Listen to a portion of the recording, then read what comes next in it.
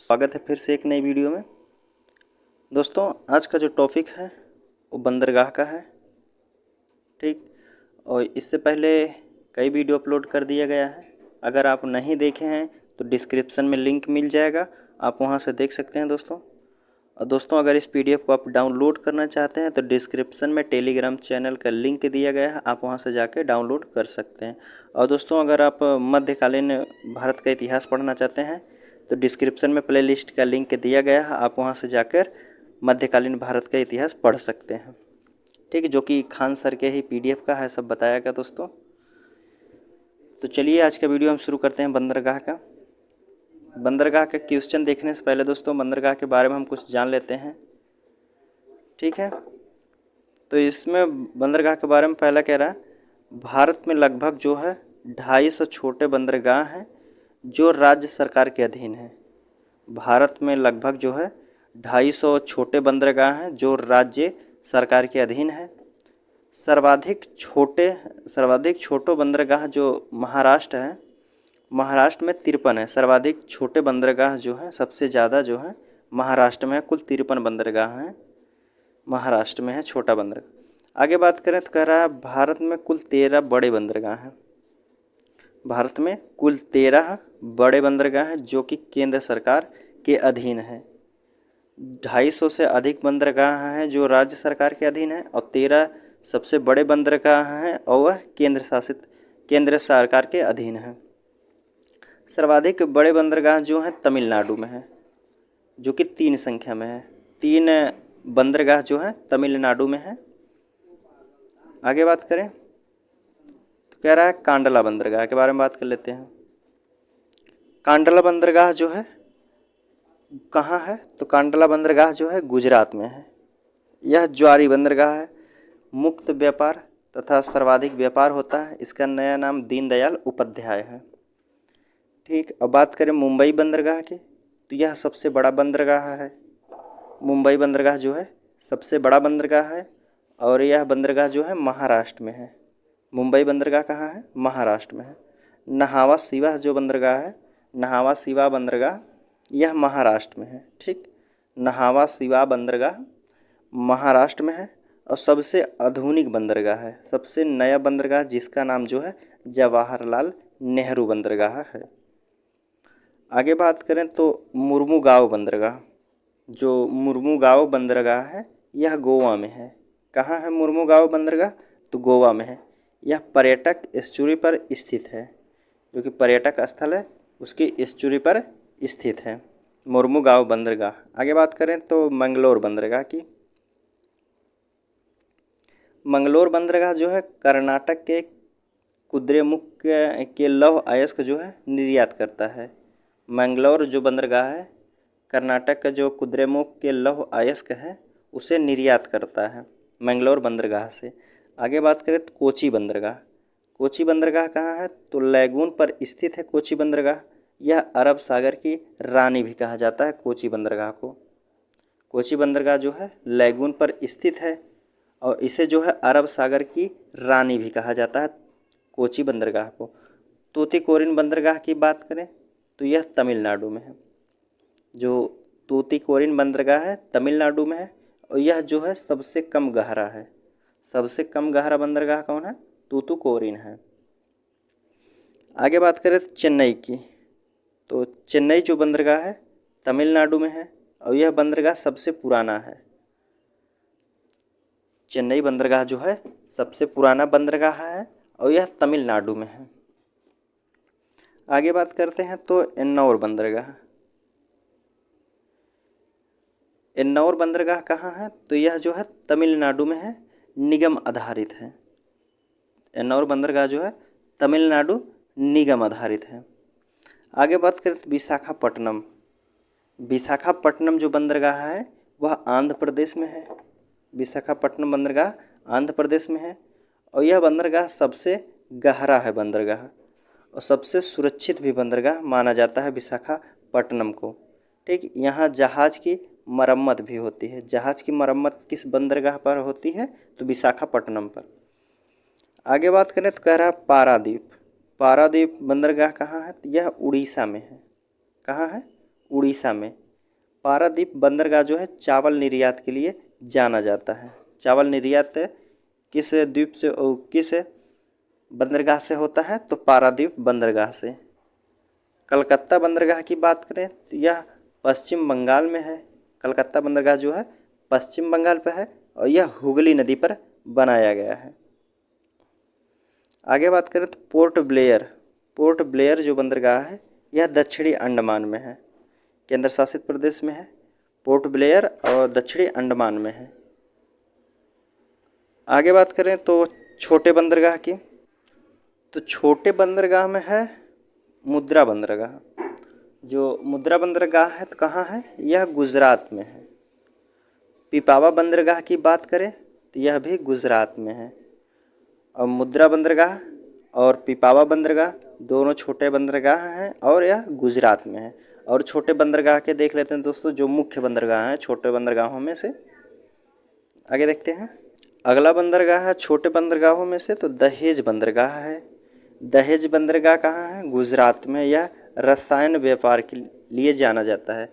जो दहेज बंदरगाह से रसायन का व्यापार किया जाता है वो भी गुजरात में है। ठीक। और धमरा बंदरगाह की बात करें तो धमरा बंदरगाह जो है उड़ीसा में है। धमरा बंदरगाह उड़ीसा में है। ठीक। ये रहे दोस्तों छोटे बंदरगाह। और चलिए हम बंदरगाह से जो कि ऑब्जेक्टिव प्रश्न है उसके बारे में देख लेते हैं। कितने ऑब्जेक्टिव प्रश्न है उसको हम सॉल्व करते हैं। बंदरगाह में पहला क्वेश्चन जो कह रहा है तो भारत में कितने मुख्य बंदरगाह हैं? जो मुख्य बंदरगाह हैं, मुख्य बंदरगाहों की संख्या कुल कितनी है? 6 है, 9 है, 11 है या फिर 13 बंदरगाह हैं? तो भारत में जो मुख्य बंदरगाह हैं, बड़े बंदरगाह जो हैं 13 बंदरगाह, उनकी संख्या 13 है। तो हमारा ऑप्शन जो होगा डी ऑप्शन सही होगा। आगे बात करते हैं तो क्वेश्चन नंबर 2 कह रहा है निम्नलिखित में से कौन सा बंदरगाह जो है पश्चिमी तट पर नहीं स्थित है? पूछा है पश्चिमी तट पर नहीं स्थित है, तो कौन सा बंदरगाह नहीं स्थित है? कांडला बंदरगाह, मुंबई बंदरगाह या फिर मंगलौर बंदरगाह या फिर एन्नौर बंदरगाह। तो इसमें से पश्चिमी घाट तट पर नहीं स्थित जो है यह दोस्तों एन्नौर बंदरगाह है। यह पूर्वी तट पर स्थित है। आगे बात करते हैं क्वेश्चन नंबर 3 कह रहा है निम्नलिखित में से कौन सा बंदरगाह जो है पूर्वी तट पर स्थित नहीं है? इसमें से एक बंदरगाह है जो पश्चिमी तट पर स्थित है, तो वह कौन सा बंदरगाह है?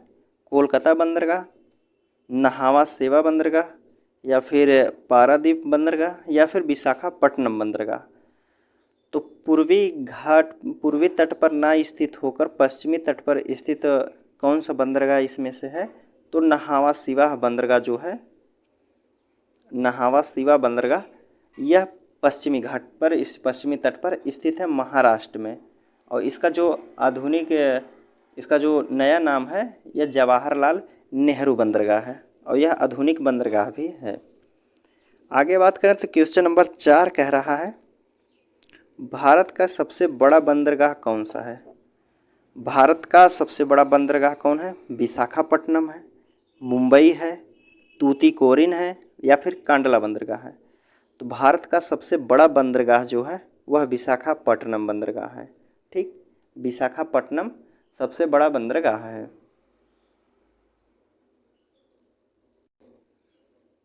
चौथा नंबर क्वेश्चन जो कह रहा है दोस्तों भारत का सबसे बड़ा बंदरगाह कौन सा है?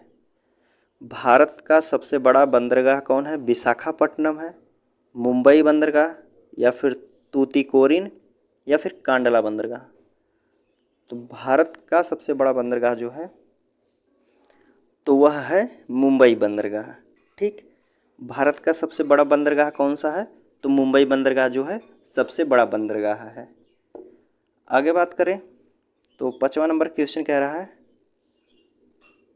वर्तमान मुंबई बंदरगाह के दबाव को कम करने के लिए कौन सा पत्तन का निर्माण किया गया है? यह बंदरगाह है दोस्तों। वर्तमान मुंबई में बंदरगाह के दबाव को कम करने के लिए कौन सा पत्तन का निर्माण किया गया है? किस पत्तन का निर्माण किया गया है? एन्नौर या फिर हल्दिया बंदरगाह, पारादीप बंदरगाह या नहावा सिवा बंदरगाह। जो मुंबई का बंदरगाह है उसको कम करने के लिए, जो उस पर अधिक भीड़ लग जाती थी, उसको कम करने के लिए कौन सा एक बंदरगाह नया बनाया गया है? ये नहावा सिवा बंदरगाह है। ठीक, यह मुंबई पर अधिक भीड़ हो जाने थे उसे कम करने के लिए नहावा सिवा बंदरगाह बनाया गया है, जिसका नया नाम जो है जवाहरलाल नेहरू है। आगे बात करते हैं। तो कह रहा स्वतंत्रता के बाद विकसित किया गया पहला पत्तन कौन सा है? स्वतंत्रता के बाद जो है विकसित किया गया पहला बंदरगाह कौन था? न्यू मंगलोर बंदरगाह, मुंबई बंदरगाह, नहावा सिवा बंदरगाह या फिर कांडला बंदरगाह। जो स्वतंत्रता के बाद पहला बंदरगाह बनाया गया था तो कौन सा बंदरगाह था? यह कांडला बंदरगाह है। स्वतंत्रता के बाद विकसित किया गया पहला बंदरगाह जो है कांडला बंदरगाह, या 1950 में निर्माण हुआ था। ठीक, 1950 में। तो अगला क्वेश्चन कह रहा है दोस्तों 7 नंबर का, कह रहा मुर्मुगांव बंदरगाह स्थित है। जो मुर्मुगांव बंदरगाह है कहाँ स्थित है? आंध्र प्रदेश में है, महाराष्ट्र में है, गोवा में है या फिर उड़ीसा में है? तो मुर्मुगांव बंदरगाह जो है कहाँ स्थित है? तो मुर्मुगांव बंदरगाह जो ऑप्शन सी जो है गोवा में स्थित है। आगे बात करते हैं। तो क्वेश्चन नंबर 8 कह रहा है दोस्तों, भारत में निम्नलिखित बंदरगाहों में से कौन सा एक बंदरगाह उड़ीसा तट पर अवस्थित है? पूछा है निम्नलिखित बंदरगाहों में से कौन सा एक बंदरगाह है जो उड़ीसा तट पर स्थित है? उड़ीसा तट पर स्थित कौन सा बंदरगाह है? हल्दिया बंदरगाह, मुंबई बंदरगाह, पारादीप बंदरगाह या फिर विशाखापट्टनम बंदरगाह। तो जो उड़ीसा के तट पर स्थित बंदरगाह है वो दोस्तों है पारादीप बंदरगाह। कौन सा है? पारादीप बंदरगाह।